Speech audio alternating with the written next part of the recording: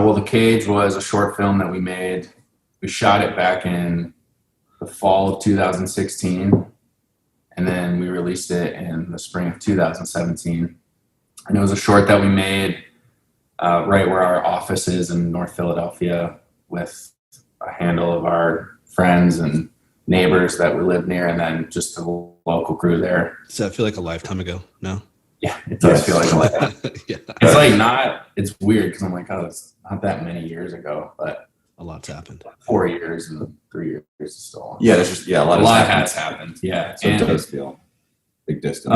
Obviously, it's interesting to think back in light of now being in the future from it. We had no idea what we were doing or what it would become for us, but we definitely recognized our desire to make something narrative. Like Dan and I had written together for probably close to a decade at that point, and it really dawned on us that while commercials were great, we loved it, our company was doing great, it was like never going to lead to making movies. It became pretty evident to us. I had a producer that I worked for before I started the company that is still a mentor to me, but basically nailed it on the head, which was like, this producer's named Sam Mercer, had worked for Spielberg and Night Shyamalan and huge directors, and it's like basically like making commercials is no longer an avenue to making movies. You got to make a short. And so it was like this feeling of sadness that all my commercials were making movies, but it was that hard push I needed to be like, you just got to go do it. And so he gave me some pieces of advice on what producers like him look for, and we put that script together. But it was a real I don't know, it was in a lot of ways for me, but for both of us, approving of like, can we actually step out of the potential of one day making movies into the reality of like, can we that in and of itself was a very proposition to me, because I felt like if I failed at this, I was going to quit directing. Or at least, like, in my mind, I don't even call myself a director until I did that. For me personally. And so, we shot that in October. Can you I don't know the full story here, but I know you guys had like kind of been putting money aside for something like this. Is that correct? Because I know people are going to wonder, like, well, how'd you pay for it? And maybe walk us through what that looks like. Yeah, Comcast is how we paid for it. Comcast commercial. I know we've talked about it before. I think we called it like professional tithing or creative tithing. Yeah. But I think we, once we had kind of made the decision together, like, no one's going to do this for us. I think once you're in the momentum of a project, it's obviously easier to bring partners along. But I felt like we didn't want to waste a year or 2 years trying to get someone else to pay for it. So it was just a matter of like, no, we gotta find a way, and commercials were the avenue. And we had just done this massive 6-city campaign for Comcast that Ricky really enjoyed as a director, and it was very fulfilling. To be fair, those are my favorite commercials I've ever made. I'm totally joking. It's like, to be fair, let's not discredit what I did.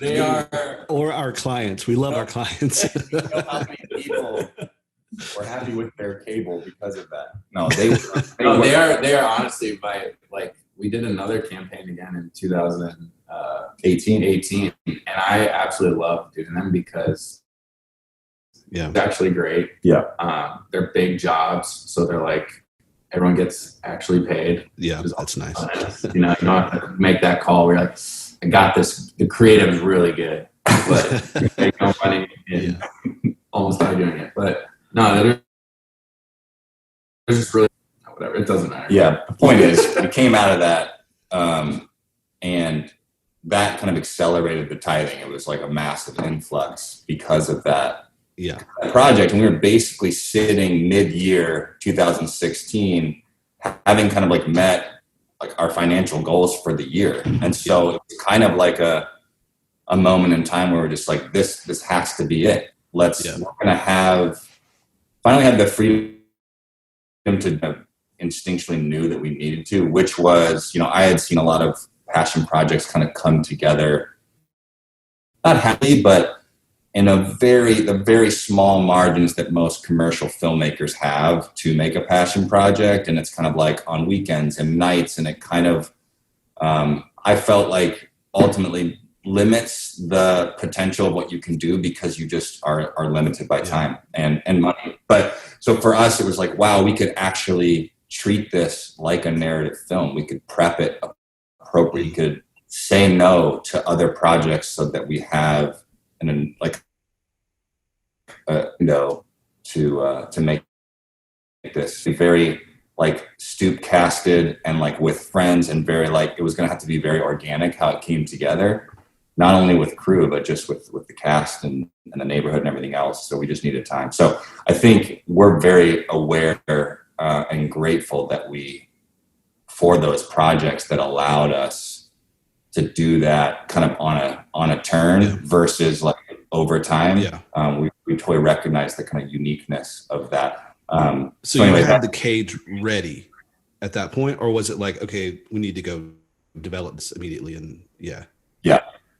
So it was kind of like heads down from that moment. I think it was like we were maybe June and we shot in October, and it was just like writing and prepping. But what was amazing about it, and now especially kind of having going through, made another film, is like, I think we didn't really know what we were doing, but in some ways, like we did it appropriately in the sense that we were prepping it even as the script was coming together. We were starting to talk about cast. Like we took it very seriously, which is kind of for Ricky and I what we've always done. We wrote when no one read our stuff 10 years ago, like it was going to be made. Like we thought. I always thought we were going to win an Oscar. Yeah, I mean, this is the one. It was kind of a bit of a foolish. Like a foolish optimism that we've kind of always had. Like you probably have to have eventually, right? Yeah. We always acted like we belonged in the ring. Yeah, like even though we were like way up in the nose. Did something feel different at this point though? Like when you guys went into this, what felt different? With the cage? Yeah, like as far as just feeling prepared to take it on successfully, like actually making a narrative thing that you could be proud of, where, as before. I think from like a producing standpoint, there were two things that made me, but I think we feel good, was these Comcast jobs were massive. So like our production savvy of how to like run well orchestrated massive machines had like been exercised. Yeah. And then during that campaign, one of the things that as a director, like, you'd watch them and you'd probably think, oh, that's just, I've seen that Comcast commercial a million times, but we used all real people. And I feel like I unlocked something in myself of like recognizing I could get very like regular people to actually act. Yeah. So there was this like instinct I had when I looked around at my friends in the neighborhood where I was like, they could be storytellers in a story, in their own story. And so there was this like, I felt precipice of having to like make the leap to test these things we'd always wanted to do, and even to someone listening, like one of the things that's also scary is like, yes, we saved money, and yes, thankfully we had these big commercials to help fill the coffers, but I don't think we're alone in that. A lot of commercial directors can make very formidable living, right. Yeah. When you put the money aside, it's one thing, but it's another thing to then spend the money. Because it's still money. It's still money that Dan and I could just split ourselves and pay for our families and go live. And no one's making us do it. But the other advice I'd give is this is just my personal opinion, I don't think if you want to make movies or TV or just anything narrative and you're making commercials, I actually don't think there's another bridge besides making shorts. That are like full-fledged, scripted, acted narratives. I just opinion maybe there are plenty of other avenues, I'm sure, but I just can't imagine our careers without having made the cage. Yeah, it's like literally everything had pivoted off of that project. So, as an encouragement, I guess, is to like, it's just a scary thing you have to do. Yeah, and I would also encourage that, like, those that have made passion projects, like those reps, whether it leads to the same type of opportunities, like those reps were incredibly important. Like Totally. when I produced a passion project before the cage called Carp and Mayhem, like a crash course for me, because I was really in that one. That was, in a lot of ways, I was like producing it in some sense on my own a little bit. I mean, it was basically me and a director and a DP for most of the time. You know, yeah, yeah. I mean, I remember I sent you an encouraging work. Yeah, that's right. Super encouraging. Not working on it with you. Of the 400 emails I was doing, that was the most important to read at that time. Yeah, no, I mean, and that one was like probably, I think, the second or third project I'd ever even produced in general. So it was like it was a crazy, kind of crash course being thrown into the fire, with DeFelice and Khalid, just like they're at their, top of their game in terms of what they were throwing at me and what we're throwing at. So it was an awesome learning experience. So I think, even that rep really helped me from a producing standpoint when we got to the cage, and certainly when we got to Concrete Cowboy, I think that's an encouragement as well. So much that you're doing now translates, will translate to what you ultimately do. Like those things it's not that night and day in terms of how you have to build teams and relate to people and get the best out of people. So you shot the cage, I guess, like where in the process, maybe it was during, maybe in the edit. Maybe when did you kind of realize like maybe what you had and what it could start to open up? I don't think, well, me personally, I don't think we realized what we had until there was like a response to it. I still remember being very fearful to put it online. We actually didn't get very positive feedback from like trusted no-givers. Like it was all over the map. And I remember I was actually sitting at we this may have desk. casted the net a little too. I was sitting at this desk because I remember almost being like in tears. Like, yeah, dude. you aren't doing this, like, I don't know if this is good anymore. I'm too close to it. And Dan just like put his hand on my shoulder and said, "You know this story best. You just got to put it out there. You just got to like be done. This is the story. This is the version that you want people to see. You just got to send it out there." Which I think has been something that we've stuck to intuitively moving forward. Is like, you're not going to please everyone, but you have to, at the end of the day, have your own creative integrity that like, this was what I believed in. I can't try to measure everyone's happiness, and it's just not possible. So, it was good. So, well, yeah, it was also like, I felt like we had something special when I first started seeing the cut come together. There were certain, like when it's not a cohesive feeling of like, wow, we have something, but you have individual scenes where you're like, wow, that is working. I'm feeling something, at a really deep level. And I think other people will feel that. But it is like this interesting crucible you have to go through where you feel great about it. Then you get notes that make you have to psych yourself up to say like, I either trust our innate gut aesthetic instinct or I don't. There is no middle ground there. Like otherwise just don't do it. Like you at some point you can acknowledge in humility where you need to grow, that we always need to learn, that people have incredible insights and perspectives that can help you and change what you make. I'm not talking about obstinate.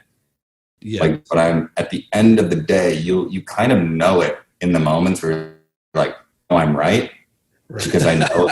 You know what I'm saying? You know what I'm saying? It's like where you're like at the end, like someone needs to just say, "This is the way it needs to be," because this is the story that it's supposed to be. And so we've had a lot of moments. We had a lot of moments with that in the cage experience, particularly on the post side, and a ton of that during Concrete Cowboy at all levels of development. Yeah. But I think that, we got to make the cage in a pretty small vacuum. I mean, we were like basically off in this office, just the two of us for months, and so I think that was definitely a big difference moving from a passion project that was a short. We just had so much control and not a lot of voices And so there was kind of a nice purity to that process for sure. What do you think is more crushing, like that kind of feedback on a script that's yet to be made, or something that you've shot and people aren't necessarily responding to it that like you're hoping they would? I mean, something you shot, it's already done. But being at a script level, I can endure a lot of painful notes because it's like all I got to do is delete it and write something different, Right. or go, I need to execute it, and then they'll feel it. Yeah. Right. Yeah, I mean you can kind of like be like, okay, well you don't see what this is going to become, so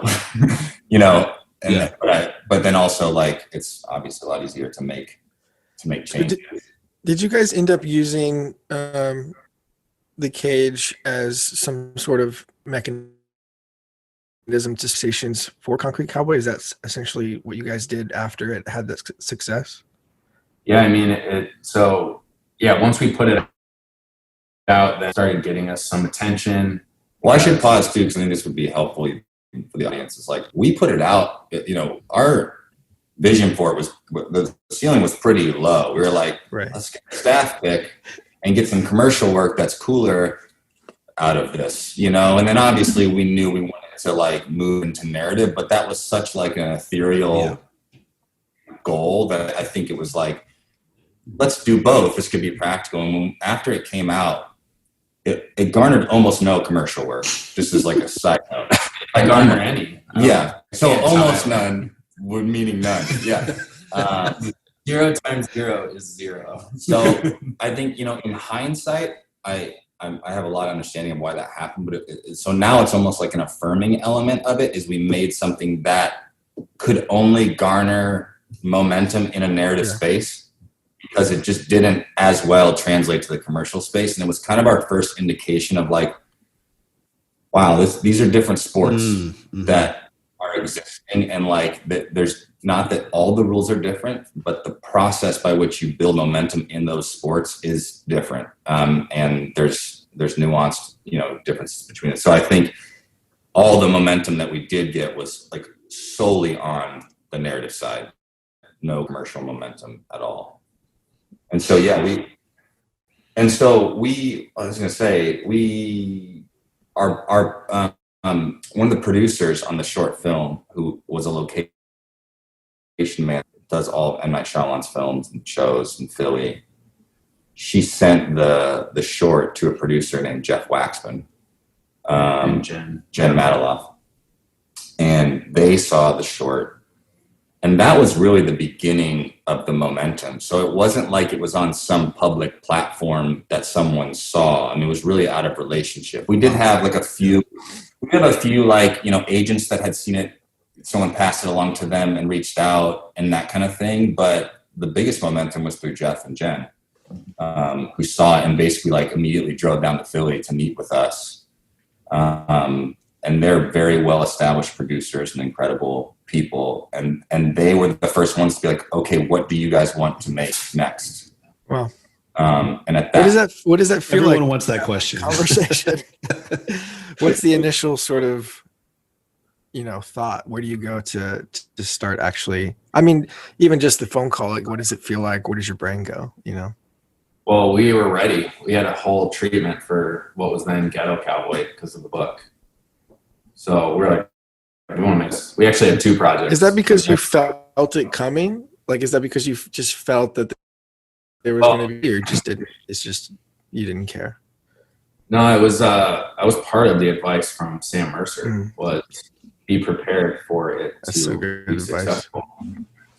And because that's inevitably the next question. If you make a short that someone loves, they're gonna go, "What do you want to do next? What movie do you want to make?" I think the biggest. I don't know. What do you got anything? Yeah. wow. Or like right after this is skipping ahead a little bit, but like we went on this like whatever they call it, like a water tour after we got signed to William Morris. We met like all these different like studio executives and other development people, financiers, and the meetings are great. It's like a love fest all over the place.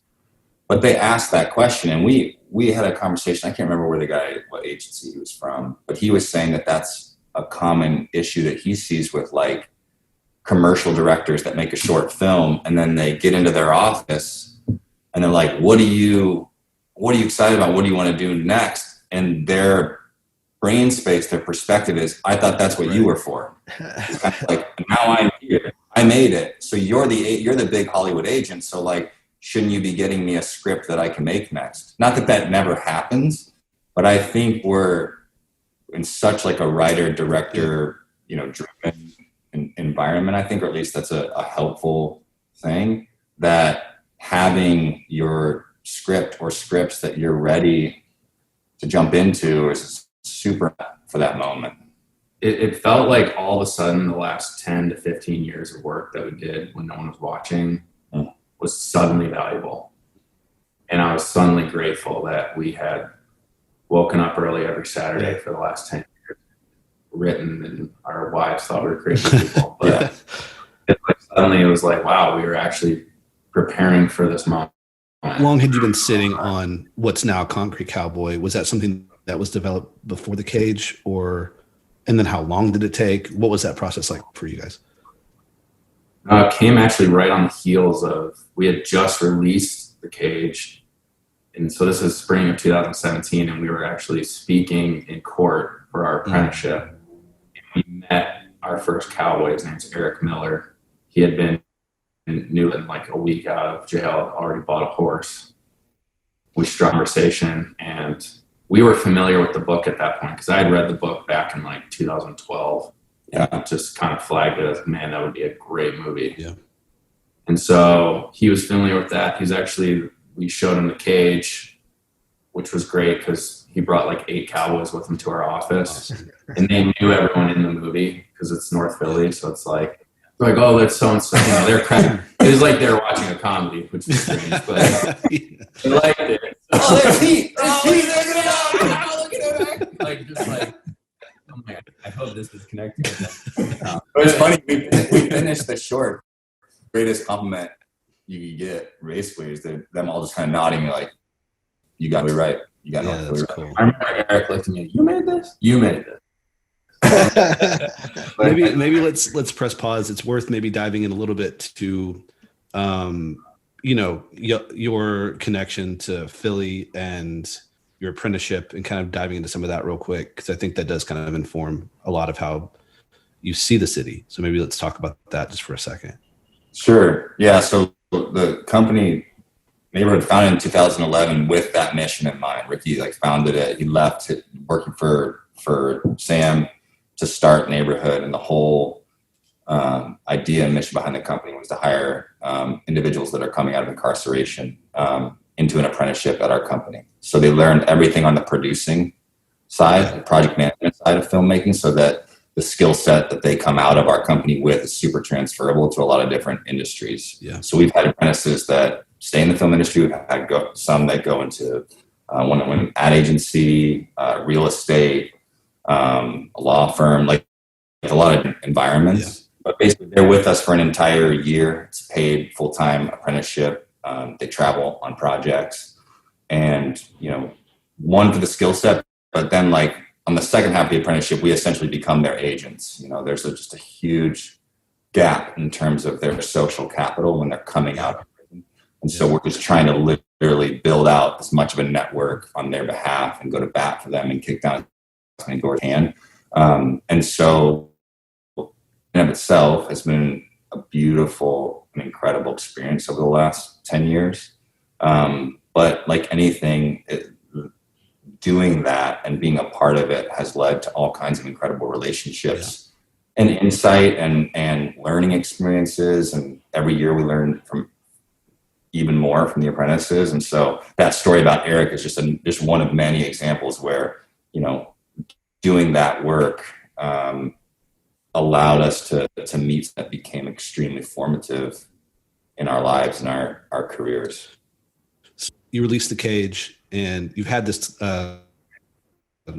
something around, what would you even call it? I don't know, like the stables, what how do you refer to that whole kind of thing that was happening as far as Urban Cowboys. Urban horsemanship. Yeah. Black Cowboys. So you had that floating, and then you guys were like, "We need to do something about this immediately." How did it go after you released the cage? I mean, the visuals alone, when you see these guys riding through the hood, it's like these beautiful animals going through these neighborhoods. It's quite a sight, you know. But then just learning more from Eric and this other gentleman, Mill, who actually is in the movie.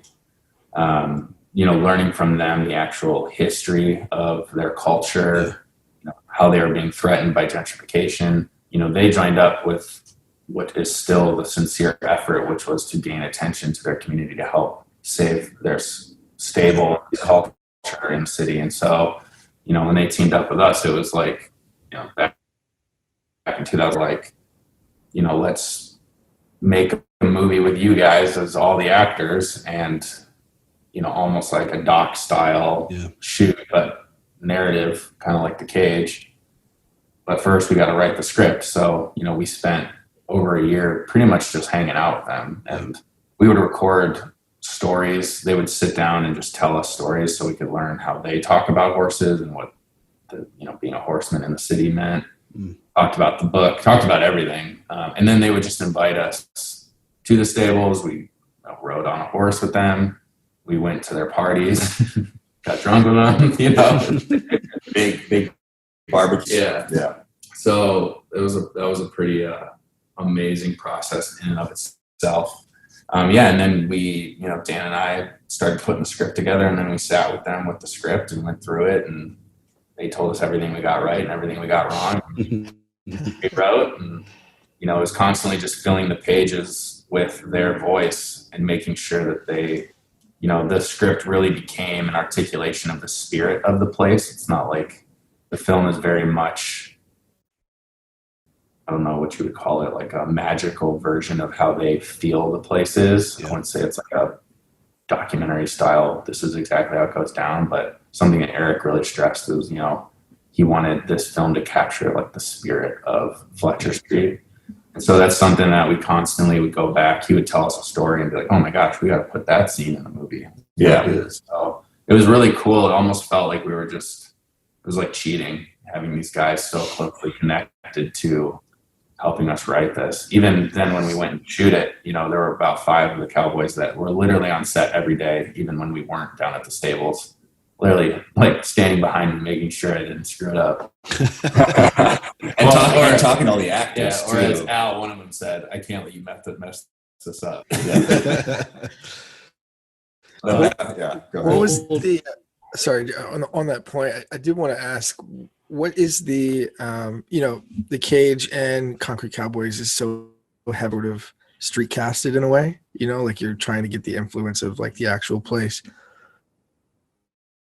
What station, you know, while it was getting funded and made to bring Idris Elba in to sort of inherit one of those roles, you know, and maybe talk about the importance of that for, you know, financing or stuff like that. People who need to maybe think about, obviously you guys had the opportunity to bring somebody with a name in this situation, but how important is that versus remaining that sort of street casted voice, you know?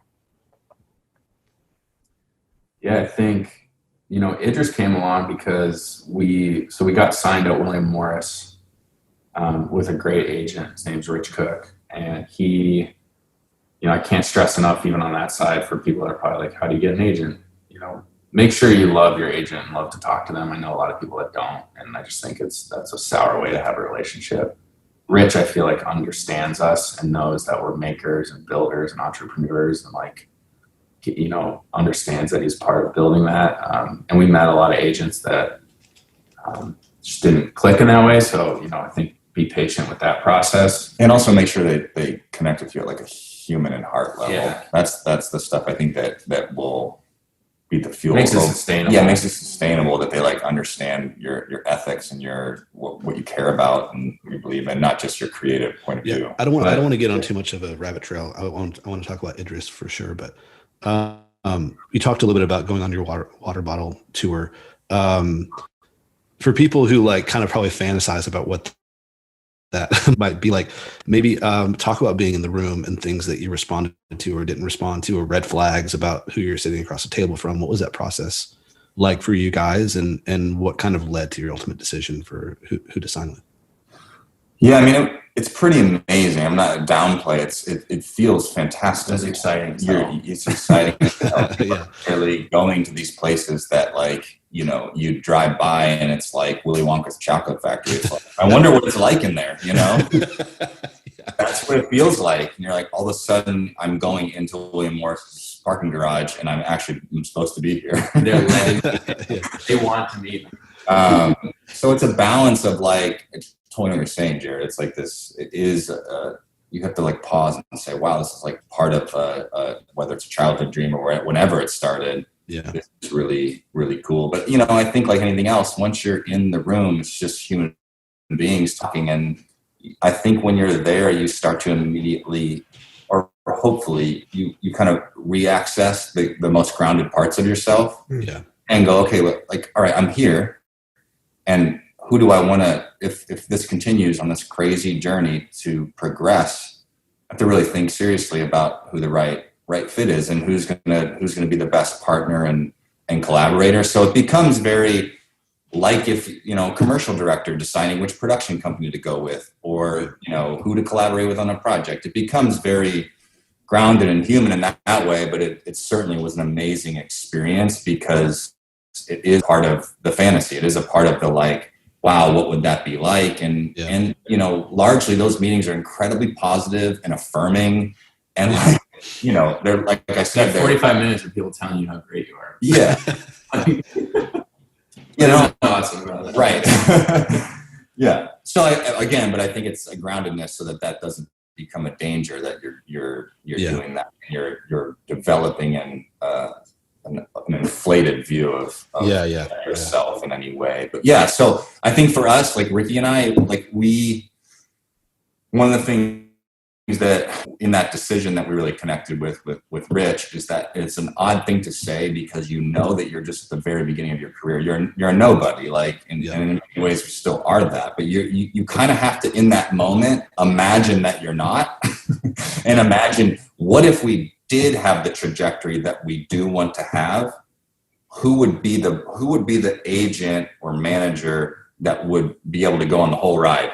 And so we were able to, because of the way that we think and our aspirations, also like development wise, and just the variety of things that we want to do, you know, that's what ultimately, in some sense, along with his character and vibe, Rich was a great fit, because we felt like we wouldn't have, as we grew, he would be ready to grow with us, or he's already at a level where he's with artists that have grown. Yeah. Versus maybe some other agents where we're like, you would be amazing from now until our first or second movie, but I could already see that we might reach a ceiling together that could be problematic. Yeah. Which of course sounds ridiculous, because you, like, when you say the phrase movie, it's like stupid. It's like, why am I saying that to myself? But you kind of have to. You have to believe it and then make decisions out of that. Otherwise, you know, it'll come back to haunt you. Yeah, that's great. That's really good advice. Let's see if we can fold that back into kind of the Idris conversation. You guys decided to decide to sign with WME, and then how does that kind of inform some of the development process for Concrete Cowboys? Well, it actually goes. I mean, Rich was a huge catalyst for that, because now we have an agent that genuinely believes in us. Yeah, knows that we are fresh to the market. Like, all we've made is a short. We haven't made a feature that, you know, had a nice little moment at Sundance. Like, we literally made a short that, I mean, a lot of these people and agents and producers don't even know what Vimeo staff picks are. So it's like, you know, by and large, he was moved by the piece. Yeah. He also believed in, like, us as filmmakers. He really was into our apprenticeship. Our whole, like, he could, you know, see, like, what little industry we wanted to have here. And so he believed in us, and it was him that pitched to Idris and his agent in a meeting that Idris wanted, you know, to tackle a project that he could star in and produce that was uplifting to me. And so Rich literally pulled him into his office and pitched him, Ghetto Cowboys project for you. Wow. And so it was another, like, everything a filmmaker hopes and dreams is Idris actually read the script On a plane. he said he read it on his flight home from LA to London. And when he landed, he already sent it to his execs and they're all like, oh my gosh, we got to make this. Whoa. Yeah. Tell us about getting, hearing that information for the first time. I remember it was an email from Rich, from our agent, that said Happy Easter. And it was a forward chain from Idris saying, you know, they loved it and let's do this and like let's get on a call. And so it was insane. I remember it was a very happy Easter. It was. Yeah. Anyway. What was I mean, obviously being around him, what's his persona on set? Like how does he sort of maintain, you know, a character in your opinion? Like how does he sort of deliver himself? He's awesome, man. He's a man of the people. Yeah. I mean, we were like, this was his ground and pound filmmaking. Like it was just Cage 2.0. We didn't, you know, he did this film out of love. It wasn't like this wasn't his project here. It was like, I mean, we did have a trailer for him, but you know, otherwise he was just out in the street hanging out with the Cowboys or on stoops with families. It was really awesome. I mean, he was An incredible presence. yeah. He seemed to be very focused.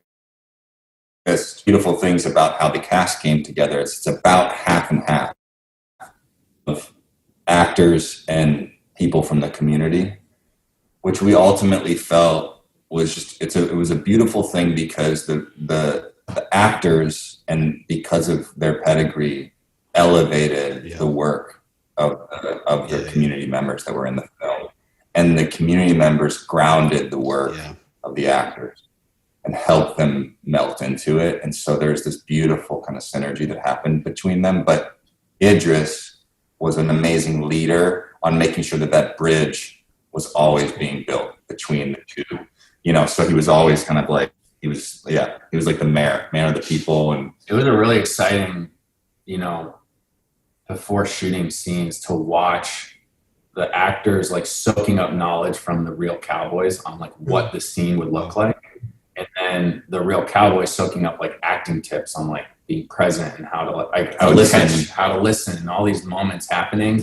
And there was a really beautiful trust that while we had a script and there was lines written, the like freedom from both sides to be like, we know Ricky wrote this, or we know Ricky's in this, but this is our movie. Yeah. We're Cowboys. This is our movie. And so constantly informing like how the scene should be. You know, I mean, they were amazing too, because they don't give up. They don't care at all who the actors are. I mean, they're like Miz or Al in the background, like shooting a scene, like, Idris, you can't do that. Like yelling, like that. Come on, just razzing him, like his form on the horse, like just like no, this is slouching, and just talking so much shit to him, and like it was while he's trying to act really playful, amazing. Yeah. Or feeding him lines like, say this, no, you would say this. How, Ricky, like how are you navigating all of that as a director? Are you just kind of like, I mean, I'm sure there are moments of just kind of like letting it just kind of happen between, like you said, kind of like more like the actual Cowboys and actors. Yeah. How did you kind of find your place in all of that?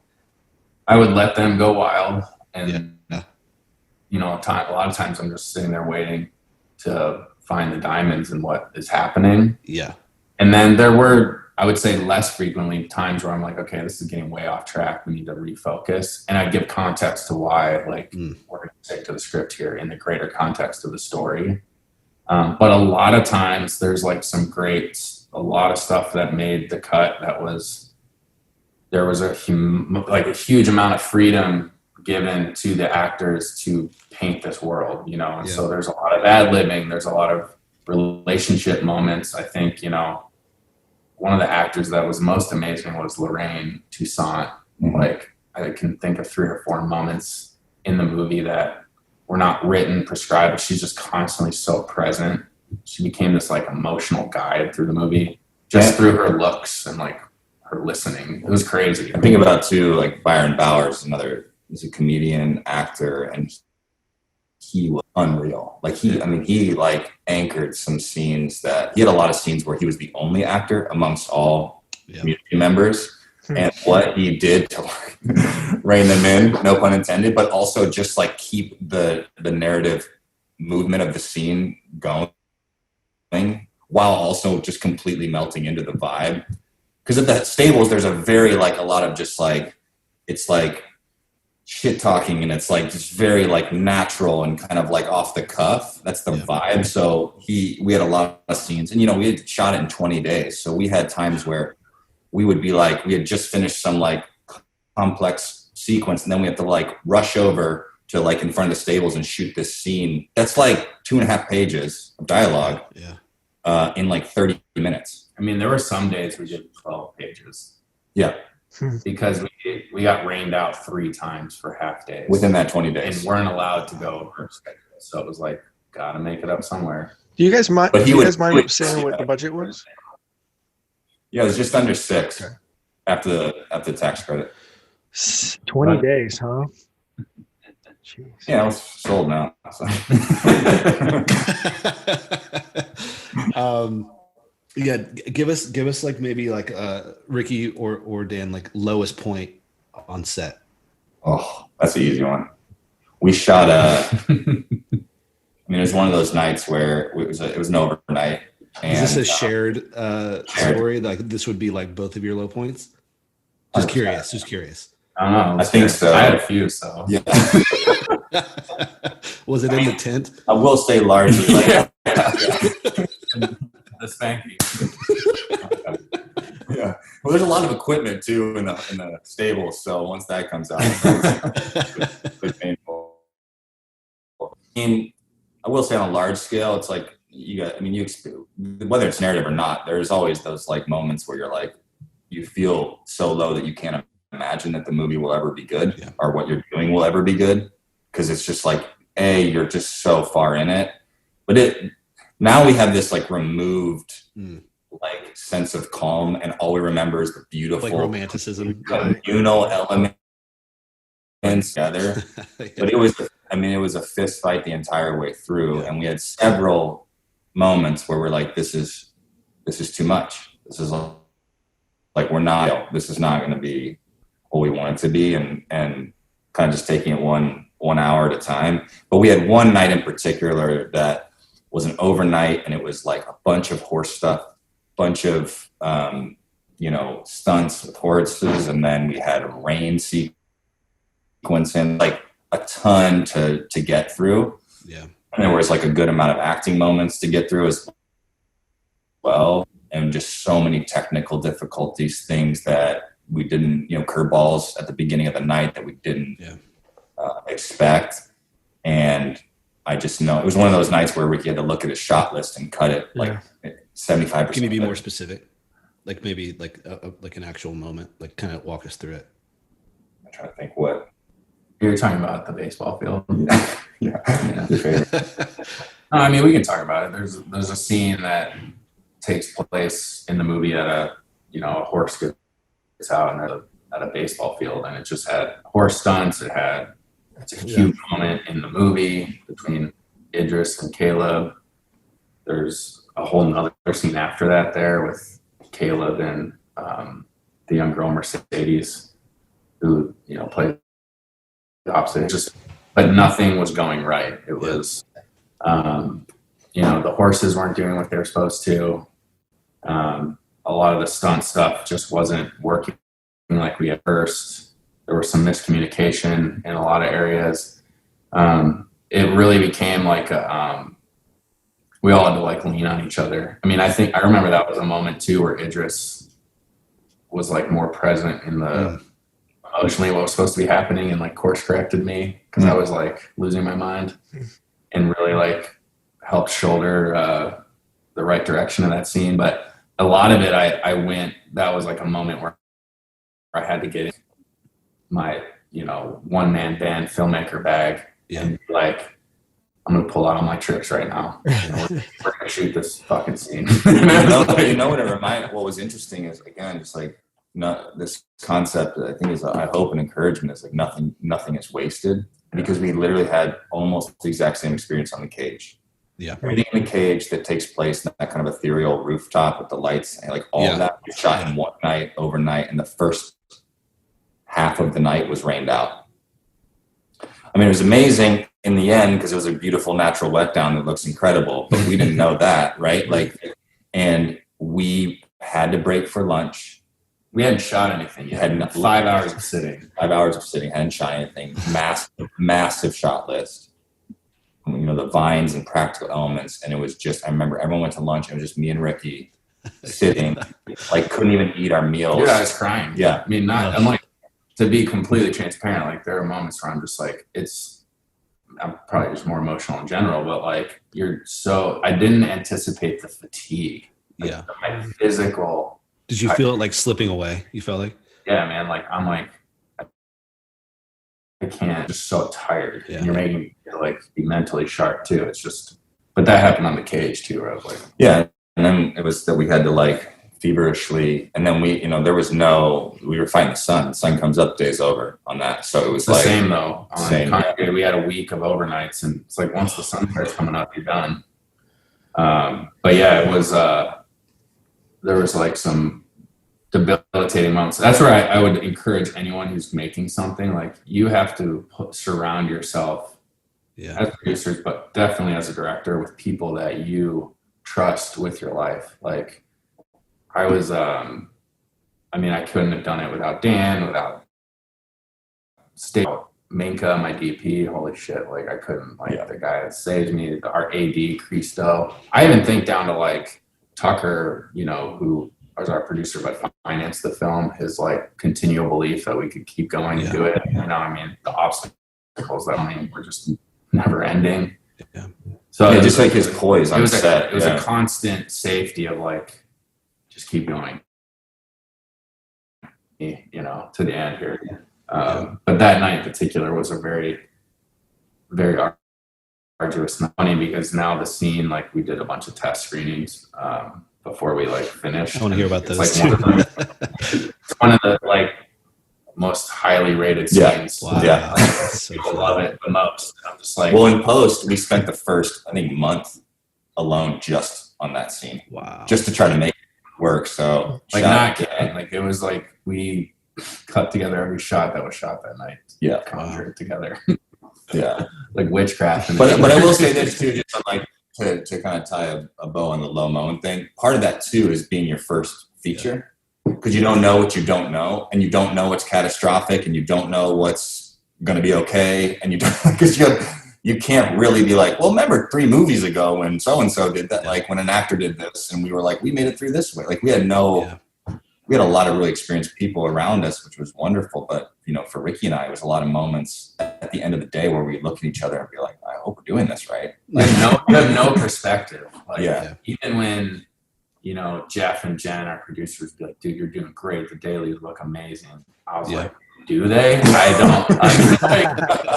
don't. Like, can't see which way is up right now. Like, did you guys edit the film yourselves? We were there every day, but we had editors. What was it like the first time just watching the, you know, initial first cut of the movie? Was it painful or was it uplifting? What did it feel like? I can't remember. I'd say it's a mix of both because the first cut's so long.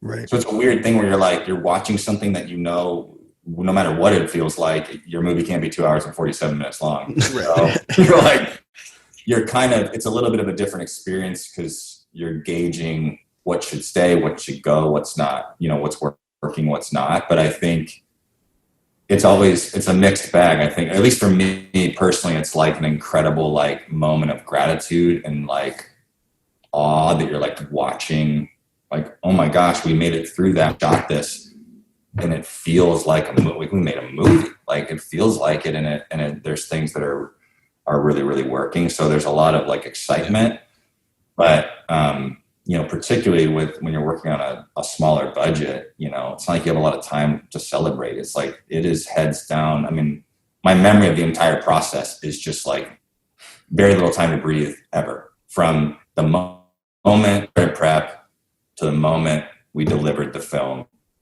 or we're done with it, it felt like you don't have a lot of time for reflection. Yeah.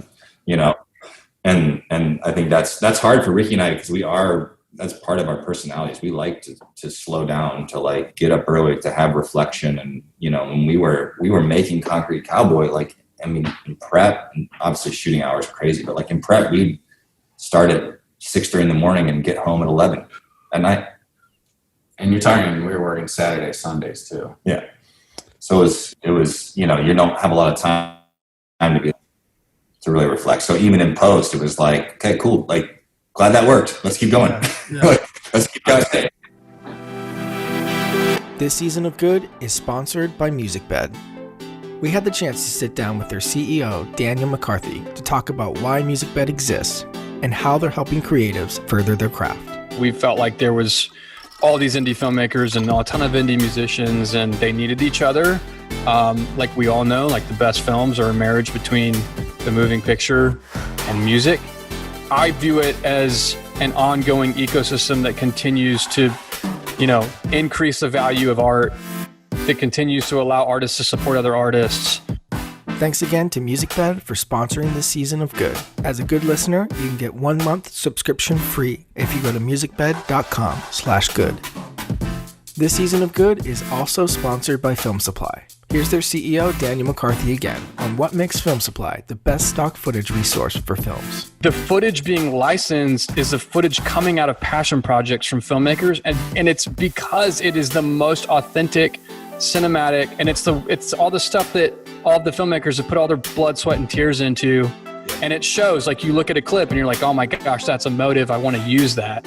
The guys that just go out there and shoot a day for stock, like, that's not who we are. I mean, that's not what we're about. Like, we're about helping filmmakers fund passion projects and seeing the footage from these passion projects actually get used in commercial ways. Thanks again to Film Supply for sponsoring this season of Good. With Film Supply, you can license stock footage from world-class filmmakers like El Ginter, Diego Contreras, Maceo Frost, and more. Plus, if you're short on time, they have free footage research available to help you find exactly what you need. Learn more at filmsupply.com. Tell us about, because you guys are both married with kids. I don't want to get too personal, but I'm curious, like how the hell you pulled that off. You know, I understand why people get divorced. Yeah. Right now. Yeah. It's not easy. I'll say we're fortunate in a couple ways. Like both of our families came with us. That's cool. Stayed in Philly.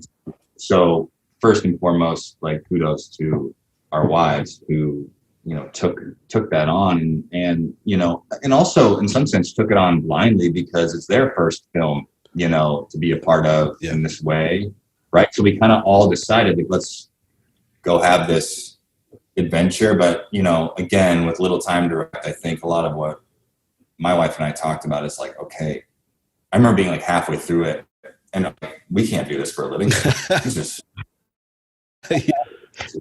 a life killer. Like, there's no way, you know, on that front. And then I remember starting to get a little bit of like a rhythm in talking with Julia, just like, we got to start thinking about what is balance going to look like on like a 10,000 foot level here. Like, this is unbalanced what we're doing right now. And remembering too, that this is probably the most unbalanced form of making a movie that we'll ever do. If we can have a career doing this, if we're fortunate enough, we'll get more choice, more freedom, more time, and more money when we make things, which will help balance within the process of making a film. But it's never going to be banker's hours when you make a movie. So talking a lot about like, what does large scale balance look like once we're through this process? How do we then really make sure that we're achieving almost an unbalance in the other direction, rest and time together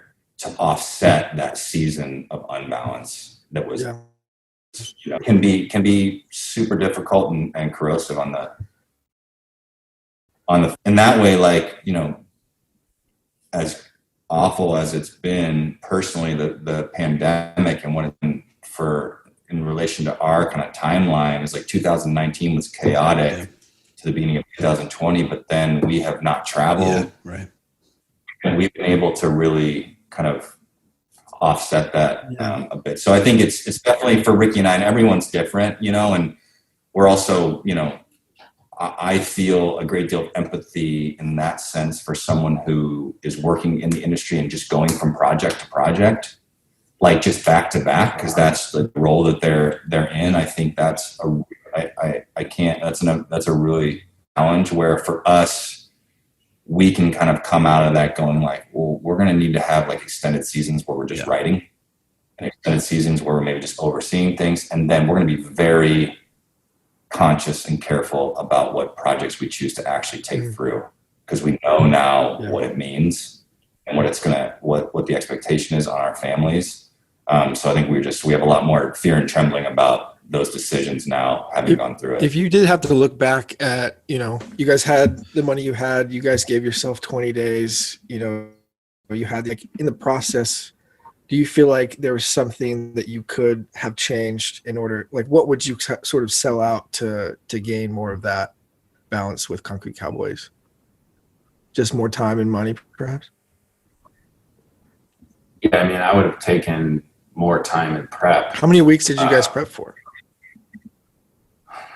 I mean, we probably had 8 weeks, but that was not even full crew. I mean, we got out there early. I think we were total of 10, like, but on our own dime. On our own, yeah, just for free, you know. And then we had certain like department heads start at 8 weeks, and then a lot of crew starting at like 6 weeks and 4 weeks. So it's like, I mean, it was a chaotic pace. So imagine if we had 3 months of prep or more or whatever, like, you know, you wouldn't necessarily have to fit right. day. I mean, we were tackling so many different avenues every day. Like every day included like all this work and then like a 5-hour scout, like every day, like scouting. I mean, in a lot of ways, it was an unavoidable lesson, both for us personally and our families, because you learn most through experience. So we now both families know the traps. We know mostly what we didn't do well and what to be prepared for. Yeah. You know, there's like a more realistic embrace of what this is going to be like. Even if we had 4 more months of prep, there's still going to be periods of time that are not normal to our schedule now. Where like, I'm working till 10 o'clock at night because we have to go scout somewhere at night, or like, I mean, there's just unavoidable realities to prep and shooting that that's what Dan's talking about. We've learned that like then when we're not shooting, to be proactively restful and anticipating that we will one day be back on set. And so that our families know that we do have balance outside of that movie making experience. Cause that was something Katie and I had to somehow digest, you know. My time was particularly tragic too, because Katie also got pregnant while we were in prep. So then she had like pregnancy problems. Like she was sick. We had a 3-year-old in a hotel room, and I was gone literally every single day, all day, and she's by herself with no help. So you have guilt like hanging heavy. Like, this is, why am I here? What is happening? Like playing sick on the couch when my 3-year-old just destroys this hotel room. And daddy's not home. Daddy's making his little movie. Yeah. So there was like definitely we had to have a collective agreement that this sucks, but I have to focus on making this successful, or otherwise everything that we're doing is worthless. Like, it's for nothing. So definitely coming out of that was rough, and we would have, you know, hopefully she doesn't get pregnant on the next month. In and of itself would make it easier. How about for you guys? I'm curious if it's not clear. Dan, and correct me if this is wrong, but you know, Dan's a co-writer and producer, and Ricky, you're a director and co-writer. So you guys partner with the company and have worked together for a long time. What was this experience like for your relationship? How did it kind of test the waters of what you guys have been through together? You know, I would say from my perspective, it fortified it more. I mean, I think Ricky and I think one of the things that we have always has drawn to us to one another is we kind of each independently seen some suffering and experienced some loss and trauma, and so we've always kind of, besides the personality and humor and all the other ways that we connect in terms of our personalities. I think that has always really forged a deep bond in us as we kind of like trust each other to wade in the deep waters together. And so, you know, I'd say if anything, like not having Ricky was a lifeline every day. We went in the same car to the set every day to prep together at home. Like, so we always kind of like look at each other and be like completely free to like express the stress we were feeling. It was incredibly important. At least for me, it was just like, we obviously working together, we're both on the table people. There's no like under the table person here. So like, it's not like we don't have conflict, like constantly. And like, whether we're writing, whatever, not like corrosive conflict, but like conflict. But it was just like, and this was almost such a like fire hose of stress and intensity that like, we didn't even have time to fight with each other. Like we were just like hanging on to each other. Like, you know, we're going to be okay. Like, I'm just thankful that there's another person going through it. I think, you know, what's hard too is there's, you know, I'm just thinking of like, if someone's listening to this that like worked on the movie, they're like, man, I would have known it was that hard for them. That's what was special about our relationship, is that we were able to have like the confidence to be exhausted in front of each other. You know, where you're just saying like erratic things out of exhaustion and anger. It's just out of exhaustion. Like it was a safe space to just like be like, what the fuck is happening? But a lot of that, I think, is there's like this mental pressure on the whole thing where it's like, we have waited for this moment our whole lives to come, and it's hard. Way harder than I could have ever imagined. And so all my hopes and dreams as a little kid of wanting to make a movie has arrived, and it's just blistered with like complete hurdles everywhere and struggle and my own identity wrapped up into whether this is successful or not. So there's a lot of mental angst that someone who's a third party who just is like knows us as Ricky and Dan who have this company and made the cage, like of course this is gonna go off swimmingly. Don't have the burden of what I think a lot of artists and people that care passionately about being the best, you know, didn't have that burden. And then I think it's actually just genuinely really hard. Like, I think there's a catharsis in it too, though. I think when you have that someone that you can unload that stuff at the end of the day with, then you can start the next morning being a good leader again, you know? And that's what I think Ricky means by like, I don't know if a lot of people would even recognize that the experience had those low points for us, or that we were struggling, not because we were faking it, but because we were able to like be honest with each other, but then recognize that the moment called for leadership that was driven by presence and empathy and kindness and collaboration, because that's the only way, and it's going to show up on screen obviously eventually, but also, you know, given all the constraints, you can't have a corrosive environment trying to shoot a movie in 20 days. Like it's just horrible leadership to do that. So I think it gave us a chance to kind of like bleed out the bad stuff so that we can be corrosive together. Yeah, exactly. We always say that to each other when one person is just losing it. And the person losing, I'll be like, oh, sorry, man. I'm like, no, dude, you got to do it, man. Get it out. Rounds off. Let's go. Yeah. So you finish production, you get through post, or kind of fly through post and talk about, like kind of festivals and the reception and, you know, where the film is kind of at now. So maybe walk us through that if you would. Yeah. I mean, every step of the way too is we don't know what we don't know. So we're constantly surprised by, oh, that's a really good thing or exciting. Yeah. And I'm not sure how much insight, even in our experience, is going to be that generalized, because what's happened this year is so specific. You know, there's probably some things that carried through, but like we, as Ricky mentioned, finished the film like literally like right at the end of February, early March. The plan at that point was like post, you finished done. A finished film. Finished film. So then the plan was to kind of take it out then to distributors, and obviously COVID hit, and so, you know, in a sense, like we were in that moment reeling a little bit from the reality of like we had given all this time to this project, and essentially was not like forever on a shelf, but it was just paused, like nothing. No, like we can't. The world is crumbling in too many ways, and it's just not.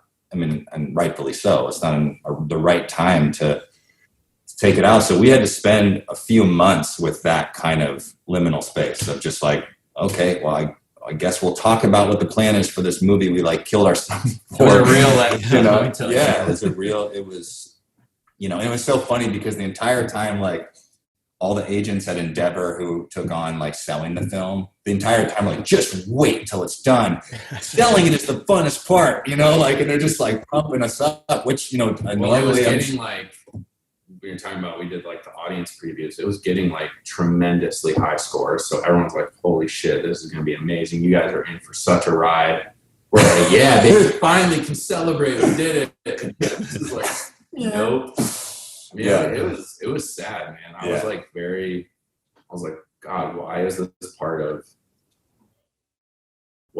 wrought with like trial? That is, it is. But it's extremes, right? Like, because I don't want to paint the highest highs and the lows. Yeah, it's like extreme, like joy and amazingness, and then also like this project always has had those kind of like two faces to it. But anyway, sat on it then for a couple months, and then basically once, I think it was maybe in like July, the kind of team came back together and was like, okay, what's the plan here? And then that was when the decision was made to utilize Toronto. Yeah. Well, first it was Telluride in Toronto together, and then Telluride obviously wasn't able to happen this year. So then Toronto became the kind of launching point. And of course, we have an incredible gratitude for the festival for finding a way. I mean, a lot of films got sold at Toronto, mainly by Netflix. But it was, you know, incredible that they put all that effort in and their team to make it what I thought was, like, given the circumstances, a really compelling experience for buyers and people that wanted to see the films. So yeah, we took it to basically like a new and surreal experience to see people write about what you've made, and that again feels, you know, new, and some of it feels great, some of it feels not great. And, you know, again, learning on the fly, like, you kind of like have to learn what you can do as an individual. Like, are you a person that's like, I can't read negative reviews. It's not helpful. It's not informative. I'm not like taking notes and then I'm going to apply that to my next film I make. Like, yeah, that's when I learned. Yeah. That was a good learning experience for me, for any filmmaker. I remember right after the film premiered, then all these reviews started hitting. And the first one I read was Variety, which basically was like a love letter to me. Like, yeah. Ricky did everything right, and I think he's great. And I was like, oh my God, they're loving it. And then the next one I read was basically like, this is a piece of shit film. They didn't say that. No, but that's how I interpreted it. And, Yeah, of course. It's a piece of shit film, and Ricky himself as a human is worthless. But I remember thinking, I was like, oh my God, wait, there are people that aren't going to like this. And I told Dan, I'm not reading bad reviews. This is not going to be a good thing for me. And so Dan would always have to tell me, here, you can read this one. Or you can read this one. They say a couple bad things, but mostly it's good. Like, key in on this paragraph. Yeah, Dan can read them all without, but I definitely I can be pretty unemotional about it. It was definitely a learning thing of like, oh my gosh, when I say negative things about movies I don't like, someone actually made that. And it might be so. Well, it's also, man, it was such an interesting learning experience, kind of being a little bit on the other side, where you realize, like, man, like, why the way we even talk about films is like, it kind of almost inspired me to be like, man, just don't make sure whenever you talk about a film, you start with what you affirm about it. I think we just, because of the way social media is, the way we even think about it, it's like immediately like, what's the one flaw you saw or didn't like about something? And I'm like, now seeing the process, I'm like, thousands of people worked their ass off to make this thing, and maybe it worked and maybe it didn't. But like, man, start with affirming what it is a miracle that they made this film and what's working about it. And then, of course, like, critique, but like, just there's I don't know, being on the other side kind of gave me a good lens into how that is that, you know, every filmmaker that ends up with a film that people don't celebrate, didn't mean they didn't work so hard to make that film and make it, make the best it could. So anyway, so we did that, and then obviously that Endeavor did a bunch of really cool things to like help the film get sold. We did like a drive-in LA, which was really fun with a bunch of buyers. And then, the conversation started with Netflix, and that was something where Idris and Lee Daniels really, really helped and went to bat and made personal calls and really, got behind the film and why it's an important story to tell and all these really incredible things. So for us, we were a part of, obviously the overall strategy in some of those calls, but that's also a part of the process that where you're finally like off the helm, like you can't control it. So part of that's nice, like finally like not having the burden on you, like, oh good, a whole different team of people is working to sell it. The movie has now its own life. Like it is determining its future because you can't control how people respond to it, and what it means to people both positively and negatively. So it's interesting to see, even what it meant to close collaborators like Idris and Lee, who really believed in the movie and wanted it to have a great home, getting involved on like who should release it and who should, buy it. And, it's just so foreign, and there's nothing that can prepare you for the experience as you've like made this thing that has your name on it, and now everyone's touching it and commenting on it and putting it in places, and it's very surreal. Well, obviously, we're so pumped. How complex the year has been in some sense. That process did get simplified because when, after we finished the film, it was obviously the strategy was around choice, right? Depending on the home, maybe it was better for theatrical release, maybe it was better for streamer, maybe both, whatever. Like, so I think in that way, given all that's happened this year in our industry, to find its home in Netflix is an enormous, victory, and we're so excited. So it'll come out in the spring, and we actually help them next week, I think, to start nailing down the exact date and marketing approach and that kind of stuff. And they seem to be really, really adamant about including the filmmakers in the marketing process and in the rollout, which is exciting. And because there are so many amazing stories kind of behind the story of like how they came together, I'm hopeful that some of that stuff will see life. I do. I'll speak for me and Jared, but obviously going through this process, like it definitely probably affirms the idea that like if any movie is made, it's kind of a miracle. Like it's so impossible of a thing that happens. That I think to be where you guys are now, like a huge fucking congrats, like just I know you get that probably a lot. You've gotten out, a couple of times already, but from the lay people, from the from the mirror. Native feature. What are you talking about? The one thing you guys said was like the highest highs, lowest lows. Like there's nothing in between, on an indie, something indie where it's like on a bigger feature, you can kind of look around more, I'm sure. But when it's just you guys and you guys have kind of, it's only us, like we have to make this thing. Otherwise no one else is going to make it. But it's, fucking congrats, man. It's so cool to see. Yeah. It's interesting because Christian shot a film, his first feature in October of 2019. Yeah, is that right? You guys have obviously been down the road almost completely now, and I'm like scratching my way up, trying to get things off the ground. So it's interesting, kind of even just like within like the three of us kind of gathered here. It's like the spectrum of trying to get stuff made, and I'm sure the same with people who are listening. So it's cool to hear your story. Do you feel like you can kind of like give Concrete Cowboy a hug and kind of let it go now? Is that kind of where you're at in the process?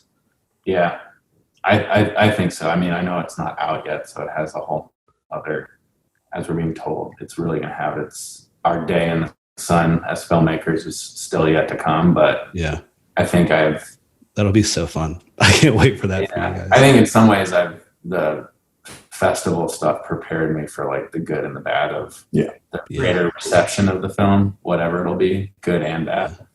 but to hold it and say, you know what, at the end of the day, like I'm really proud of the movie.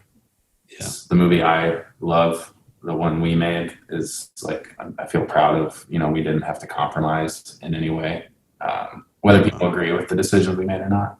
But I also am just like cherishing the relationships and the process that came through the crucible of making it. Has been really cool. Like that shared collective embrace that it's not just my movie or our movie, but it's like everyone's movie that was involved. Yeah. I'm excited about. I can definitely feel like a piece that we're moving into. Okay, what's next now for us? Like this is the first, we did it. Well, that is the big question. I do want to ask one question on just the production thing. When you guys got to the end of the day of the last day, or like maybe just winding up to the last day, did you guys get like a residual amount of energy where you were like, I could do this again if I had to? Like I could go another 20 days if I had to, or no? I did not. Because I'm thinking of bigger movies, you know, more time, more budget, like these shooting schedules that are 60, 90 days. Eventually it's like, obviously you're learning lessons now, but I'm wondering if, you know, there is maybe a second gear that comes in at some point, you know? Yeah. I mean, I think for me, I probably because my mind works a little bit more like I'm like pragmatic. I start going like, yes, I can do longer, but I also know that what longer means is not me experiencing what I feel after 20 days. Now, what 20 days of this is not the same as 20 days in a 90-day schedule, exactly. right? Yeah. Like, so understanding, like, I think we both could have kept going because if we had to, we would do it. But I definitely think it was, and I remember this with the cage, and it might just be personal to us. I don't know about you guys, but like, I just have a very hard time feeling the weight of finality and excitement when I've like just finished. Whenever I'm wrapped, I'm like, oh, just take me home and put me in a bag, you know, like I'm just like, I have no ability to like see what it will be, what it like be excited about its future. I'm more just thankful, like, okay, like, oh my gosh, we got through all the pages. Like this, we shot the movie. I know there's some stuff that's really going to work. That's about as far as I can go on it. So I'd say more, it's almost more like relief than it is a second win, you know? But yeah, I think we can all understand that feeling. Here, let's what is next? Do you guys have something kind of on the docket? Well, right now we've been spending time. We're writing John Wick 4. Sick! Congrats, guys. So we've been doing that with Lionsgate. That's been a awesome. God, I said the next movie. Yeah, it's a lot logical. Yeah. When you watch Concrete Cowboy, you'll see. Yeah. A lot of knife throwing the amount in the stables. You know, to be fair, that was exciting. I mean, we love those movies, so it was a very exciting meeting. But the director of the franchise saw Concrete Cowboy and said it was his favorite movie of the year. Wow. Like a really cool. What was cool is, and again, that's like the weird opportunities present themselves, but like one of the things he articulated, he said, I like how you guys created a mythology about this place. Like there's a mythology and there's like a classic narrative structure that you created within this space. And there's obviously mythology to John Wick. Yeah. It's like, I want to bring some of those things to the next film.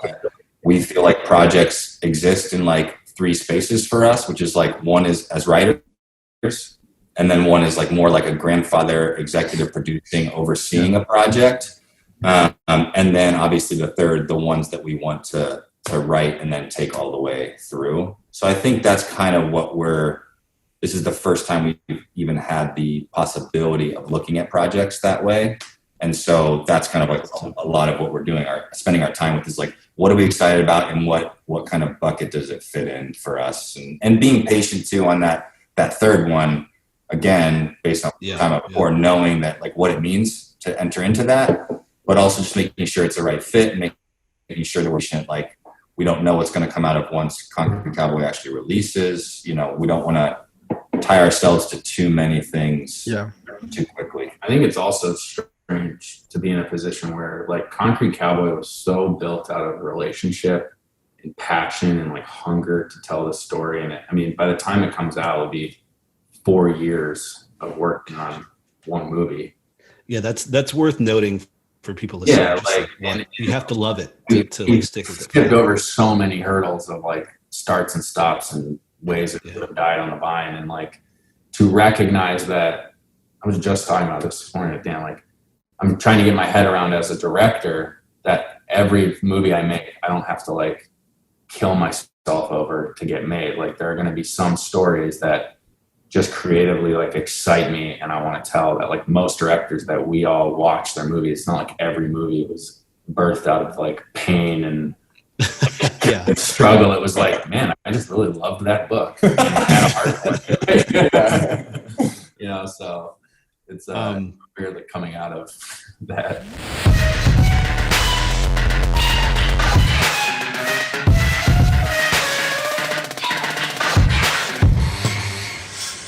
Don't forget, this season of Good is sponsored by MusicBed. Go to musicbed.com to check out over 700 indie artists and composers with record label quality music. And remember, as a Good listener, you can get 1 month free off any subscription type. Just head to musicbed.com/good and use coupon code GOOD at checkout. This season of Good is also sponsored by Film Supply, licensed stock footage from world-class filmmakers. And do not forget to take advantage of features like shoots and scenes, craft an entire narrative with extensive collections featuring the same talent and settings. Plus, if you're short on time, they have free footage research available to help you find exactly what you need. Learn more at filmsupply.com.